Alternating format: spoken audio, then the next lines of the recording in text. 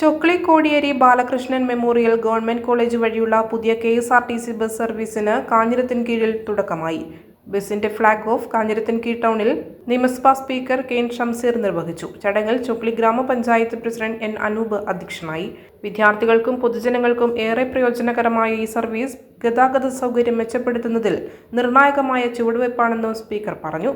തലശ്ശേരി, മാടപ്പീടിക, മാഞ്ഞോടി, പാറാൽ, പള്ളൂർ, കാഞ്ഞിരത്തിൻകീഴ്, ചൊക്ലി, നാരായണൻപറമ്പ്, ഒളവിലം, പള്ളിക്കുന്ന്, പടന്നക്കര തുടങ്ങിയ സ്ഥലങ്ങളിലൂടെ bus service നടത്തുമെന്നും അധികൃതർ അറിയിച്ചു.